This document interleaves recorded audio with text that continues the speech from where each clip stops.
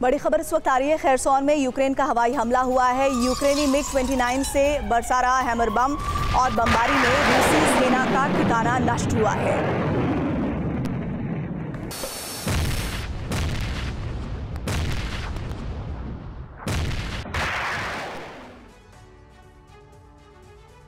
रूस यूक्रेन का युद्ध 20 जनवरी की तारीख ऐसी एक मियाद है जिसे याद रखा जाएगा, जो किसी भी निर्णय के केंद्र में है। और इस दिन ट्रंप अमेरिका के राष्ट्रपति पद की शपथ लेंगे और इसी दिन से दुनिया में खुले युद्ध के मोर्चे पर उनके फैसले अमल में लाए जाएंगे। इसीलिए पुतिन ने भी अपनी रणनीति के तहत युद्ध को विस्तार देने का प्लान बना लिया है। ये विस्तार पूर्वी यूरोप की दिशा में होने वाला है और इस विस्तार के लिए लॉन्च पैड होगा ट्रांसनिस्ट्रिया। यहां से शुरू होने वाला पहला मिशन होगा। मोल्दोवा पर रूसी ध्वज। देखिए रूस की रणनीति पर सबसे प्रामाणिक रिपोर्ट।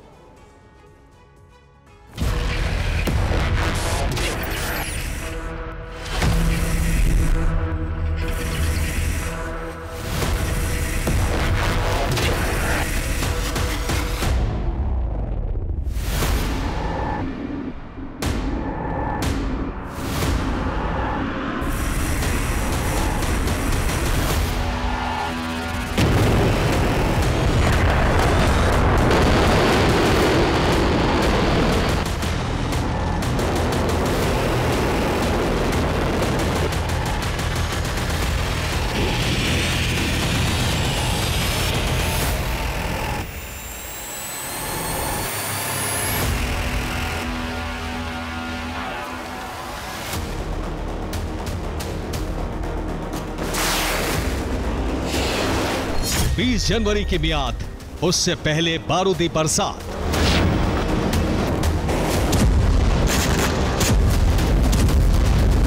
पुतिन का ऐलान, यूरोप में बारूदी अभियान।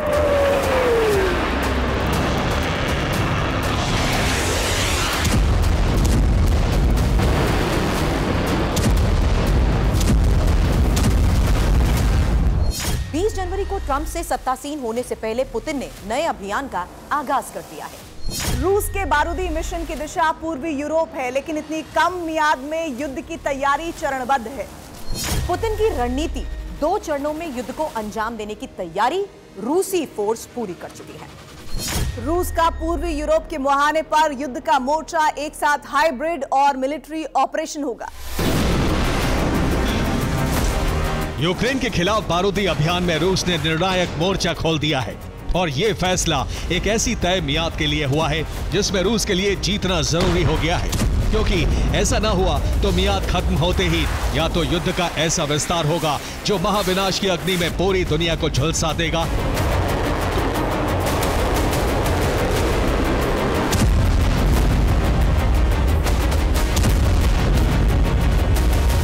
और इस मियाद का केंद्र है अमेरिका के इलेक्टेड प्रेसिडेंट ट्रंप। यूक्रेन के प्रेसिडेंट ज़ेलेंस्की को पूरा भरोसा है कि ट्रंप की भूमिका युद्ध के अंत और शांति स्थापना में होगी, लेकिन उनके सत्तासीन होने के बाद युद्ध की दिशा क्या होगी, ये किसी को नहीं पता।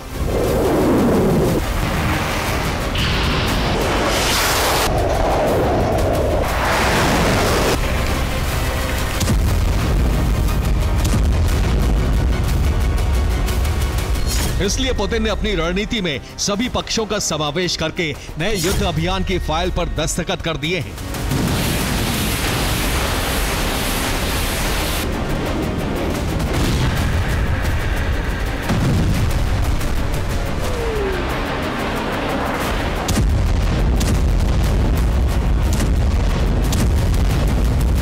रूस ने कुर्स्क से लेकर कीव तक बारूदी अभियान छेड़ दिया है। इस अभियान का मकसद कुर्स्क की आजादी और कीव पर कब्जा है, लेकिन इस अभियान में खलल बने पूर्वी यूरोपियन कॉरिडोर के खिलाफ भी पुतिन ने बारूदी मिशन शुरू कर दिया है। और इस मिशन में टारगेट अमेरिका के वो ठिकाने हैं जो यूरोप का कवच बने हुए हैं। इसके अलावा यूरोप से खड़े होने वाले एक और संकट का अंत भी इसी अभियान में शामिल है।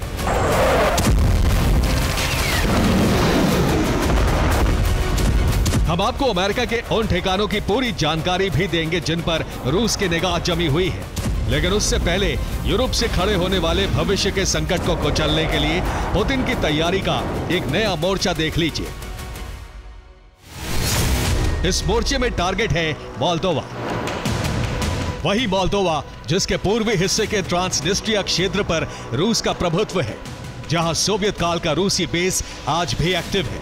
और इस बेस में रूस के कौन से घातक हथियार हैं, इसकी जानकारी किसी को नहीं है। ये वो केंद्र हैं जहां से यूरोप की तरफ बढ़ने में रूसी फोर्स को रोकने वाला भी कोई नहीं है। और इस बेस के एक्टिवेट होने का कारण बनेगा वो गैस सप्लाई लाइन जिसे यूक्रेन ने ठप किया है। और यहां से जो ऑपरेशन शुरू होगा उसे अगले ही कुछ दिनों में कई स्तर पर विस्तार देने की भी रणनीति है।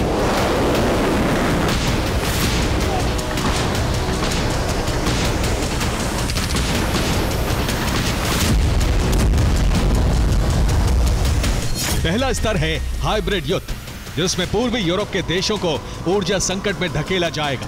पूर्वी यूरोप के सी बेड केबल काटे जा सकते हैं। इंटरनेट सिस्टम को भी रूस ध्वस्त कर सकता है। यानी फिनलैंड जैसा संकट पूर्वी यूरोप के कई देशों के लिए उभर सकता है। यानी अपनी सुविधा को बरकरार रखने और युद्ध करने के दो विकल्पों में से ये देश सिर्फ एक ही चुन पाएंगे और रणनीति का दूसरा स्तर अपने आप विस्तार हासिल कर लेगा।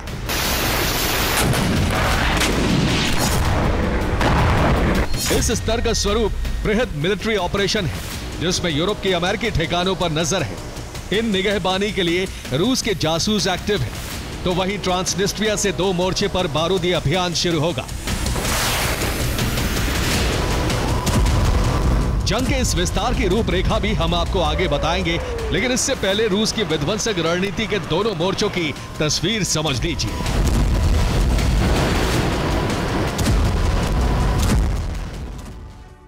और अब बात यूरोप में नेटो और अमेरिका के सैन्य ठिकानों पर रूस की पैनी निगाह की करें तो रूसी एजेंट्स कई देशों में एक्टिव हैं। इनमें पहला है तुर्की, जहां नेटो का एक अहम बेस है जिसमें अमेरिका के घातक लड़ाकू विमान तैनात हैं।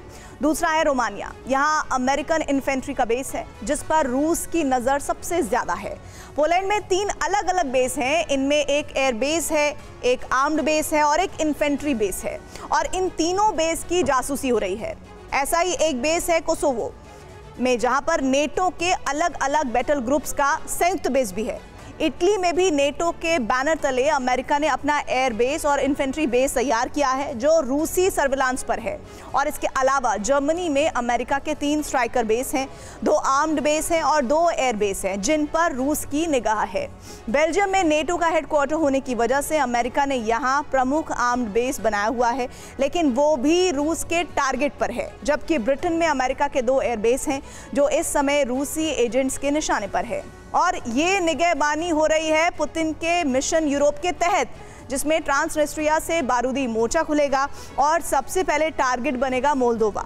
और इसी फ्रंट से रूस ओडेसा के मोर्चे पर भी बारूदी अभियान जारी रख सकता है, और ये संभव होगा अमेरिकी गतिविधियों को रोककर जिसे रूसी एजेंट अंजाम दे रहे हैं।